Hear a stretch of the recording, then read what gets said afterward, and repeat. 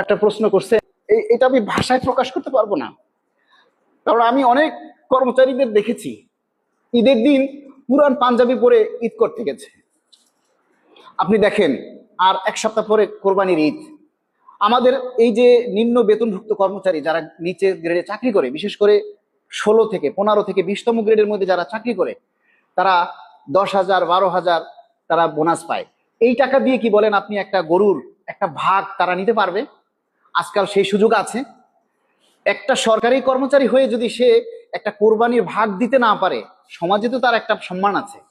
সে কত স্যালারি পায় কত পায় না এটা কিন্তু কেউ দেখবে না। তার আশেপাশে যারা প্রতিবেশী আত্মীয় স্বজন সবাই বলবে যে তুমি সরকারি চাকরি করো, কেন কোরবানি দিতে পারবা না, কেন ঈদের দিন তোমার গায়ে নতুন পোশাক উঠবে না।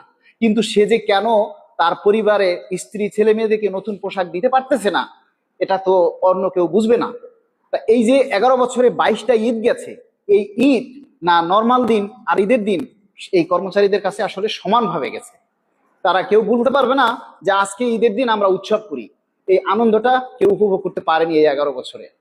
এবং আপনি চিন্তা করবেন যে অনেক আত্মীয় স্বজন কিন্তু বলে যে আমি সরকারি চাকরি করি, আমার স্যালারি কত, আশায় বিষয় অনেকে দেখে বাড়ি গাড়ি করে, সরকারি চাকরি করে, অনেকে অনেক কিছু করে, ওই আমাকে তো সেরকম কিছু করতে দেখে না।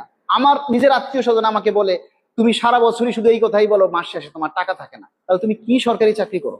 তাদের কাছে আসলে বলার কোনো ভাষা থাকে না যে আমি যে স্যালারিটা পাই সেটা আমার জন্য সম্মানজনক না, সেটা আমার ভরণ পোষণের জন্য উপযুক্ত না। যার কারণে আমাদের কর্মচারীরা এই ঈদগুলো সঠিকভাবে উদযাপন করতে পারে না।